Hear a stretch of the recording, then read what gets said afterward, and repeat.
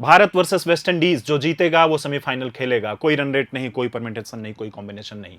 कौन खेलेगा बताएंगे हमें हमारे cricket expert vice president of Prabhat Khabar Vijay Bahadur ji. आपका स्वागत है। Thank you.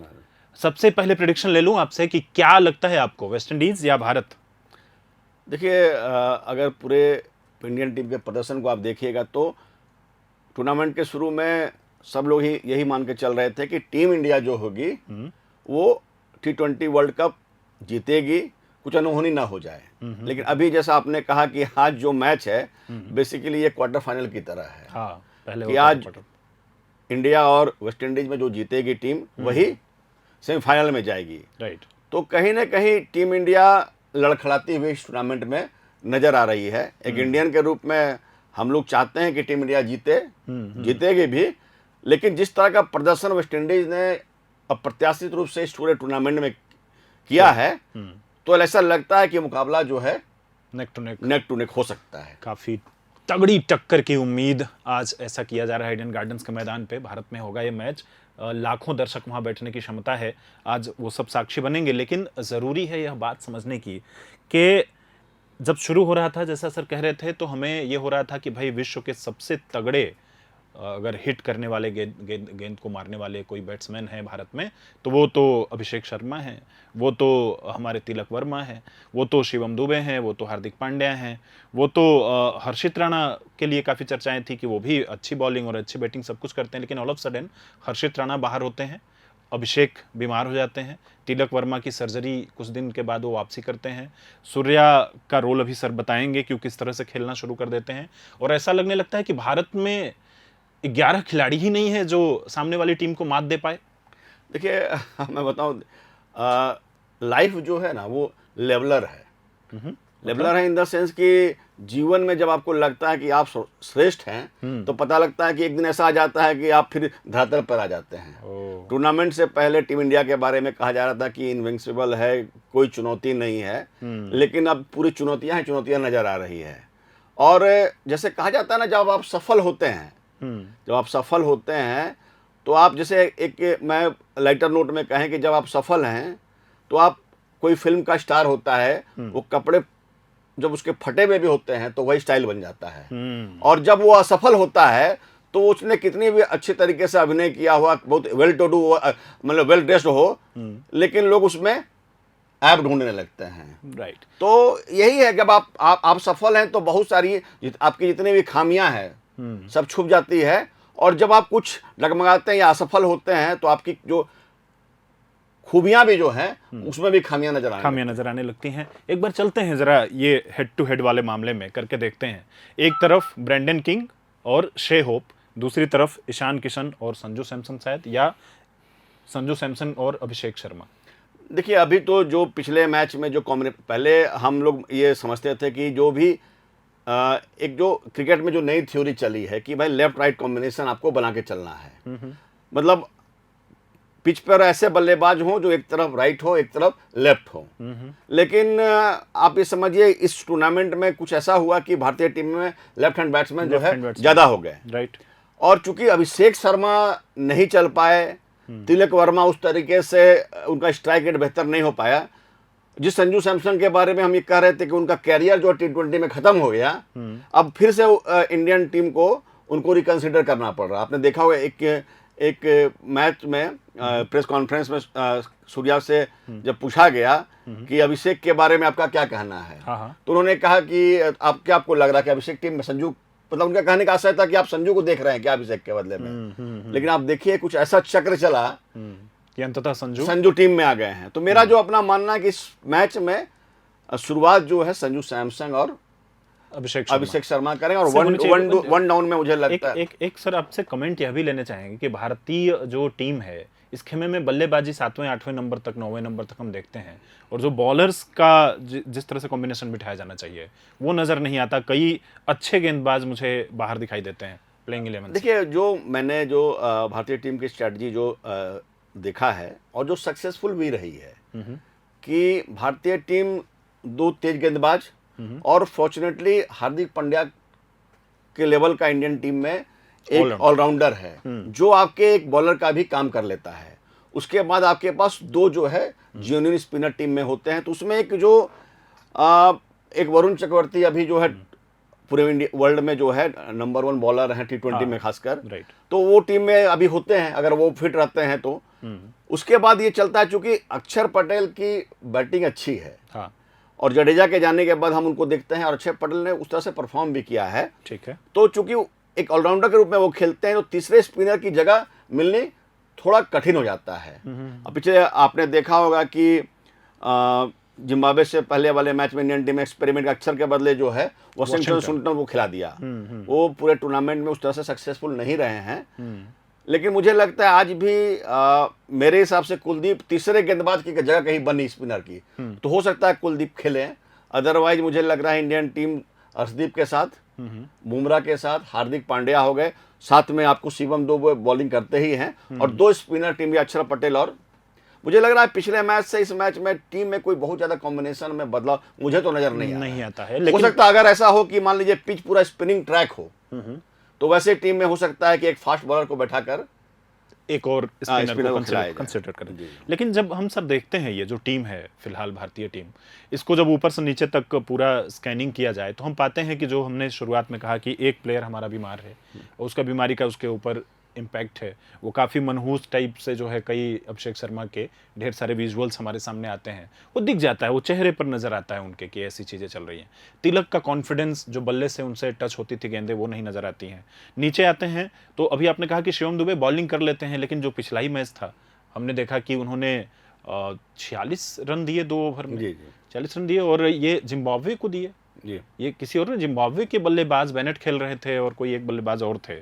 तो ऐसे में क्या शिवम की गेंदबाजी को भी कंसीडर करते हुए चले, या कि हमें एक और जो ये बल्लेबाज ऊपर से जो गिनती होती है उनको, और जो गेंदबाज नीचे से गिनती करते हैं, उनमें कुछ तब्दीली आपको और नजर आती मुझे है? लगता है कि अभी जो टीम इंडिया का कॉम्बिनेशन है, देखिए मुझे लगता है कि थोड़ा कुलदीप के साथ अन्याय हो रहा है, लेकिन कुलदीप के लिए जगह बनना थोड़ा मुश्किल हो रहा है।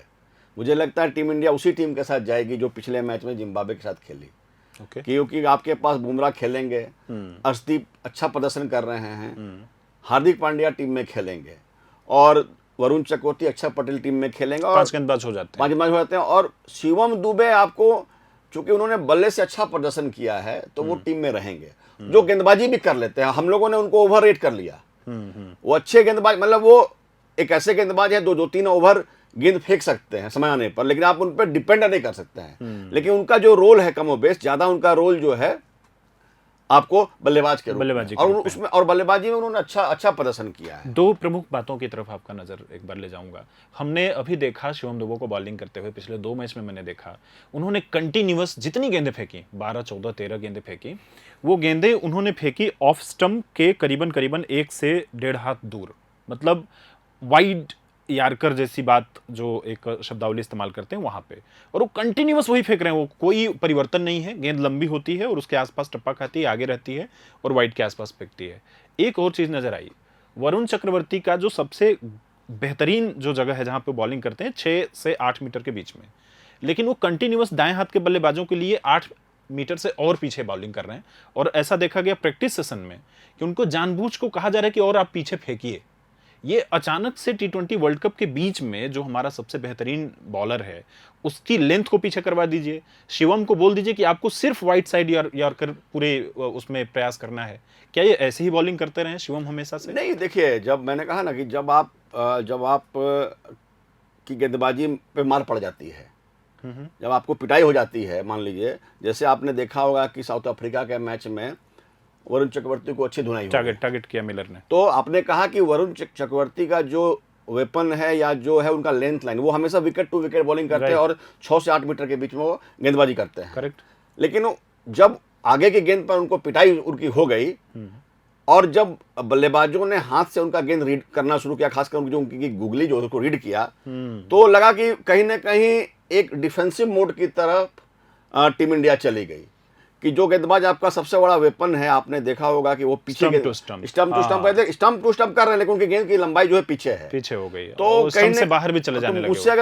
मुझसे अगर मानिएगा तो देखिए, आप जैसे जब जंग के मैदान में है, वेपन्स आप उस समय मत बदलिए जब जब जंग लगा हुआ है। अब आपको कहीं ना कहीं अपने जो मेन बॉलर हैं उनका जो कोर स्ट्रेंथ है उस पर विश्वास करने की जरूरत थी। मान लीजिए ऐसा हो कि वरुण चक्रवर्ती मान के चलिए कि मैच में अगर किसी मैच में नहीं चलते, 2 मैच में नहीं चलते, तो आपके पास कुलदीप की तरह गेंदबाज का ऑप्शन था जो उतना ही अटैकिंग गेंदबाज है। अगर पूरे टूर्नामेंट में अगर आप देखिएगा तो इंडियन टीम कहाँ मार खा रही है। शुरू में भारतीय टीम जो पावर प्ले में विकेट निकाल ले रही है, बीच के ओवरों में जहां पे वरुण चक्रवर्ती या कुलदीप यादव जो विकेट लेते थे उसमें मुझे कहीं ना कहीं कमजोर नजर आ रही है। और वेस्टइंडीज की सबसे बड़ी ताकत यही है कि वो सबसे ज्यादा हिट करते हैं 7 ओवर से 15 ओवर के बीच में। तो आज के मैच में तो और ज्यादा क्रुशियल हो जाएगा। एक सर आपसे टिप्पणी ये लेंगे कि मुझे याद है कि मैं जानता हूं सूर्य कुमार यादव को 39, 40, 42, 41 गेंदों में शतक लगाने के लिए, मतलब इससे ज्यादा तेज खेलने वाले ढूंढने पड़ेंगे। इतना तेज खेलते थे सूर्य कुमार यादव। आज वो रन बॉल वाली स्थिति उनकी, देखिए उनका भी कॉन्फिडेंस हिला हुआ है। आप अगर पूरे 2025 का पूरा जो सीजन अगर आप देखिएगा तो उनका परफॉर्मेंस को लेकर बहुत चर्चा हुई। और आप अगर मानिए कि अगर वो कैप्टन के रूप में सक्सेसफुल नहीं होते तो शायद वो इस वर्ल्ड कप में टीम इंडिया का मुंह भी नहीं देख पाते। चूंकि उनके कैप्टनशिप में टीम इंडिया लगातार जीतती है T20 में, इसलिए उनकी बल्लेबाजी में 25 में उनका प्रदर्शन बहुत ही खराब रहा। तो अब अपने को रिबाउंस करने के लिए, वापसी करने के लिए आपने देखा होगा कि थोड़ा गेम में जो है सूर्य कुमार यादव ने बदलाव किया। ये जो सूर्य कुमार यादव बल्लेबाजी कर रहे हैं वो सूर्य कुमार यादव नहीं है जो 24 में बल्लेबाजी करते थे, जो आईपीएल में बल्लेबाजी करते थे। आप उनका जो हम लोग सबसे स्ट्रेंथ मानते थे कि जो पीछे का भी है उनका सबसे स्ट्रॉन्ग एरिया मानते थे कि कम से कम 60% जो स्कोर वो करते थे पीछे के भी में करते। लेकिन अब चूंकि उनको लगा कि, और चूंकि उनकी जो सबसे बड़ी कमजोरी जो है वो स्लोअर बॉल है। और ये बार बार आपने देखा होगा कि जब भी गेंदबाज स्लोअर गेंद फेंकता है सूर्य कुमार यादव स्ट्रगल करते हैं। और जितनी तेज गेंद आएगी उनको खेलना उतना आसान होता है। और पीछे का जो वी होता है उसमें तभी आप खेल पाएंगे जब आपके पास गेंद में गति है। इसलिए गेंदबाजों ने अपनी गति को कम किया।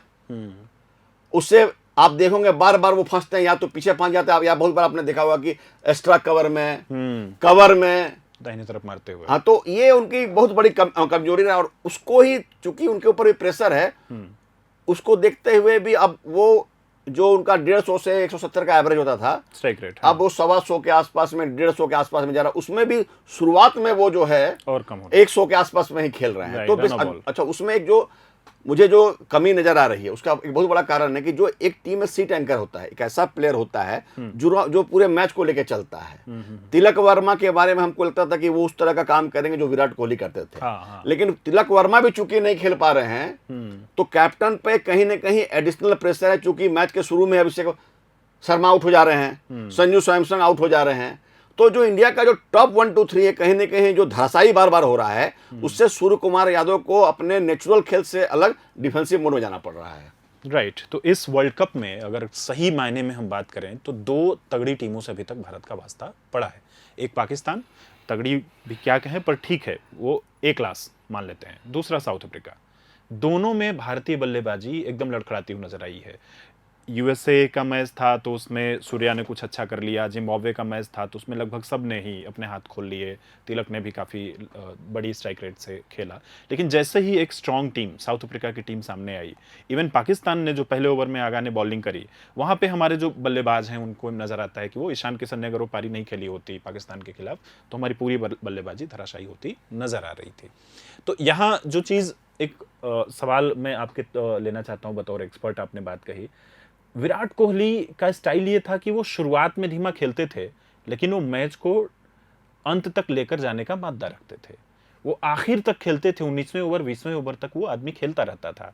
और फिर वो आखिर के जो उनके स्ट्राइक रेट है उसमें काफ़ी अंतर, वो 150, पौने 200, 200 भी कर लेते थे।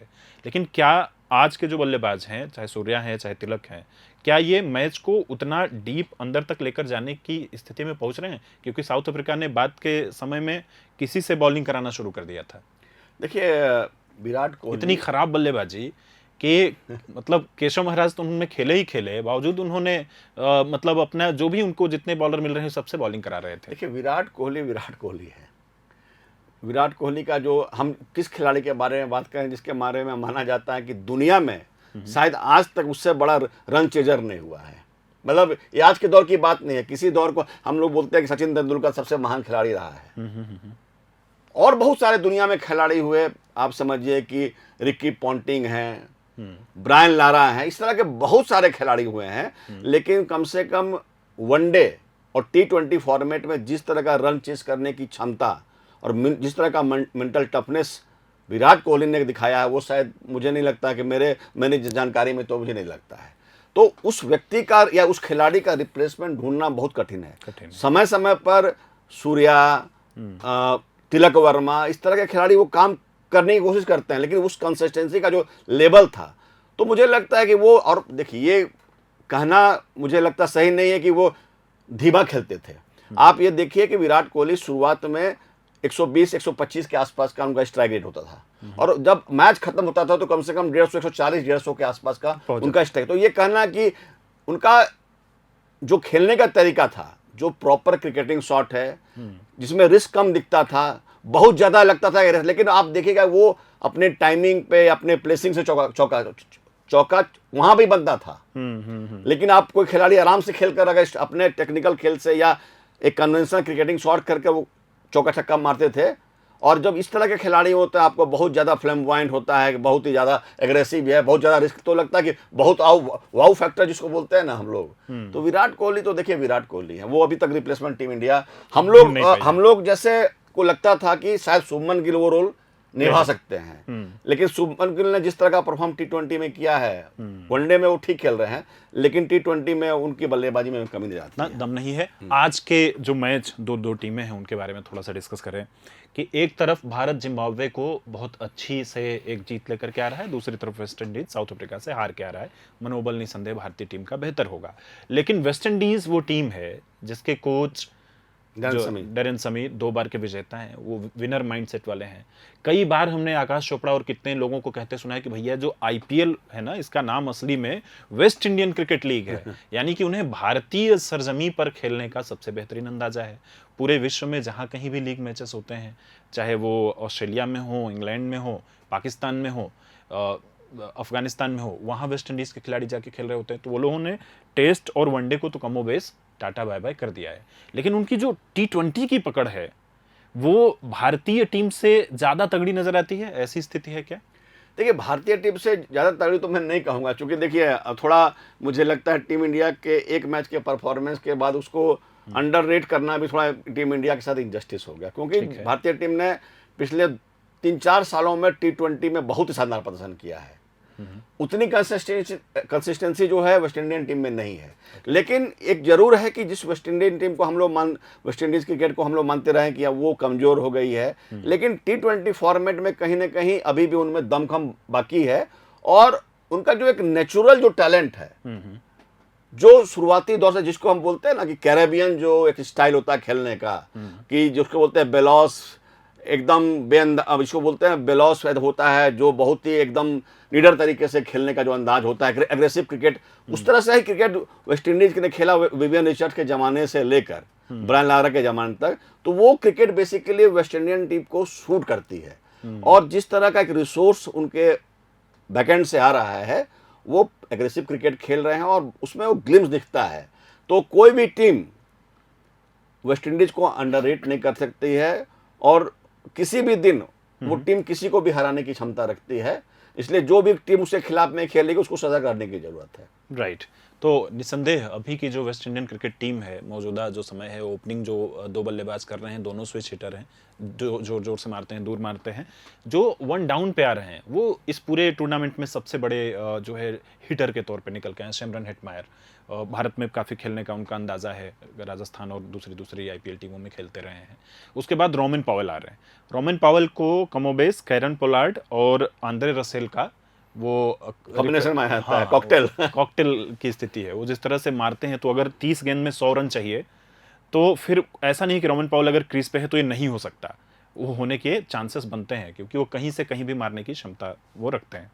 अब बात जिस तरह से साउथ अफ्रीका ने इस टीम को मात दी, उन्होंने खास तौर पर अपनी गेंदबाजी से वेस्ट इंडियन क्रिकेट को, जो अगला पिछला मैच था उसमें उन्होंने गेंदबाजी से इनको परास्त किया साउथ अफ्रीका ने। तो अफ्रीकी जो टीम है, अगर हम यहाँ से आगे की तरफ बढ़ते हैं, तो सबसे बड़ी चुनौती इस वक्त भारत के लिए क्या अफ्रीकी टीम होने जा रही है? देखिए अफ्रीकन टीम तो देखिए सबसे कंप्लीट टीम है आज के दिन में। अगर पूरे टूर्नामेंट में मुझे अगर एक टीम कोई, अगर इससे टूर्नामेंट से पहले टीम इंडिया का हम लोग मान रहे थे कि टीम इंडिया नंबर 1 पर है और अफ्रीका नंबर 2 पे हो सकती है। लेकिन अगर अभी के स्थिति में देखेंगे तो मुझे लगता है कि अफ्रीकन टीम सबसे ज़्यादा फेवरेट है। लेकिन अब मैं फिर बता रहा हूँ, टीम इंडिया को अंडररेट मत कीजिए। इस मैच के बाद हम एनालिसिस करेंगे कि क्या टीम इंडिया नंबर 1 की टीम बनेगी या साउथ अफ्रीका से जूझती नजर आएगी। लेकिन आज के दिन में मुझे ऐसा लगता है कि सबसे फेवरेट जो है इंडियन अब साउथ अफ्रीका की टीम है। और उसके बाद जिस तरह से बाउंस बैक किया है इंग्लैंड की टीम ने इस टूर्नामेंट में, और अभी न्यूजीलैंड को देखिए, आप कभी भी अंडररेट नहीं कर सकते हैं कि वो धीरे धीरे सेमीफाइनल में, आप देखिए हर टूर्नामेंट के सेमीफाइनल में पहुंच ही जाते हैं। और टीम इंडिया अगर आ जाती है तो मुझे लगता है कि बेस्ट जो 4 है और they will be qualified for tournament. हाँ, अगर मुझे लगता है टीम इंडिया अगर आ जाती है तो एक बेहतरीन टूर्नामेंट हमारी आंखों के सामने अभी अगले जो मैचेस बचे हुए हैं, आज को ले लें अगर तो 3 मैच बचे हुए हैं, तो माफ़ करिए 4 मैच बचे हुए हैं। भारत वेस्ट इंडीज़ आज खेलेगा, 2 सेमीफाइनल मुकाबले होंगे और एक फाइनल होगा। इन 4-5 मैचों में आप बने रहिएगा।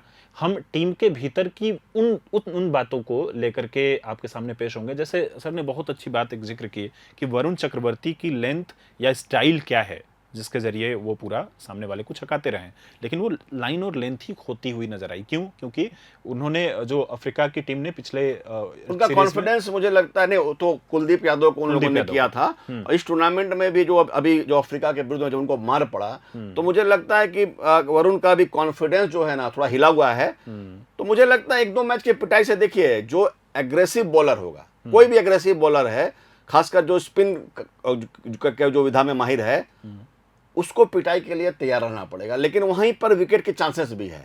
जब आप 7 ओवर से लेकर 15 ओवर के बीच में अगर आप विकेट गिरा लेते हैं और एक बहुत ज्यादा रन आप नहीं पिटाते हैं, तो आप मान के चलिए कि वो जब फिर मैच आपके ग्रिप में होता है। और उस विधा में या उस हुनर में वरुण और कुलदीप दोनों ही माहिर रहे हैं। एक आखिरी सूचना चलते चलते दे दें कि श्रीलंका के हेड कोच सनत जयसूर्या ने अपने पद से हटने का, इस्तीफा देने का पेशकश कर दिया है।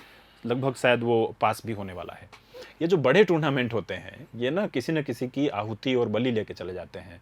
ये भारतीय टीम में भी बड़ी चर्चाएं होती हैं। देखिए, मैं बताऊं आपको ना कि एक तो मुझे लगता है कि जो कोच जो होता है या जो मैनेजर है, मुझे लगता है सबसे आसान जो चारा होता है, मुझे लगता है वही होता है। आप देखिए कि थोड़ी मेरी इस बारे में समझ अलग है। आप ये समझिए कि जब भी मैच हम खराब खेलते हैं, गौतम गंभीर को हम लोग कहीं ना कहीं उस पर हम लोग फोकस कर जाते हैं कि गौतम गंभीर ने मैच हरवा दिया। देखिए, खेलना अल्टीमेटली खिलाड़ी को। एक मैच मैंने एक इंटरव्यू में एक कपिल देव का एक इंटरव्यू में देख रहा था।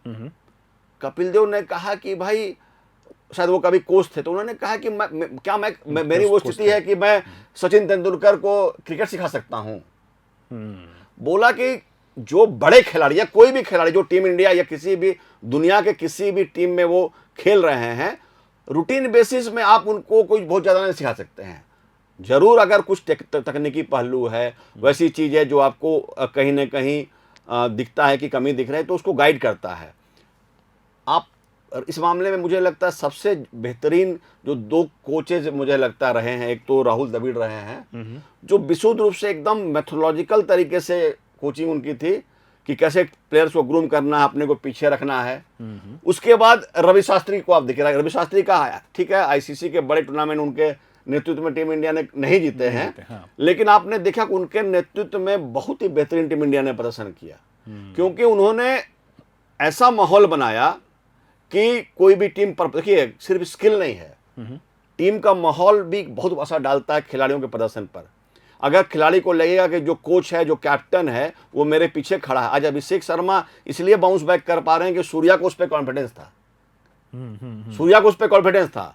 अगर अभिषेक के बदले कोई और खिलाड़ी होता तो पता लगा कि उसके खेलने की स्किल में और गिरावट आ जाती है, क्योंकि कप्तान ने उसको इस मामले में मुझे लगता है सूर्या अच्छे कैप्टन है कि अपने खिलाड़ियों को वो बैक करते हैं। तो मुझे लगता है कि सनत जयसूर्या बहुत ही शानदार खिलाड़ी रहे हैं जी। तो सनत जो, चूंकि अब टीम हार गई, मैंने आपको शुरू में क्या कहा, जब आप जीतते हैं तो आपकी जितनी भी कमियां सब छुप जाती हैं, और जब आप हारते हैं तो आपकी जितनी भी खूबियां भी उसमें कमियां नजर आने कमियां लगेगी। नजर आने लगती हैं। यही तो टीम ये में जब तो कहा ना, सफलता के बहुत सारे आयाम हैं, और जब आप हारते हैं तो आप मान के चलिए कि आपको हिट फील करने के लिए तैयार रहना पड़ेगा। और जिस देश में क्रिकेट एक रिलीजन से कम नहीं है, बच्चा बच्चा बूढ़ा सब, महिला पुरुष जब से क्रिकेट देख रहा है, राइट, तो चूंकि नेम इतना ज्यादा है, फेम इतना ज्यादा, पैसा इतना ज्यादा है, तो आप ये मान के चलिए कि जहां पर नेम फेम और पैसा ज्यादा है, तो वहां पर भी आपको आलोचना के लिए भी तैयार रहना तैयार रहना पड़ेगा। पड़ेगा।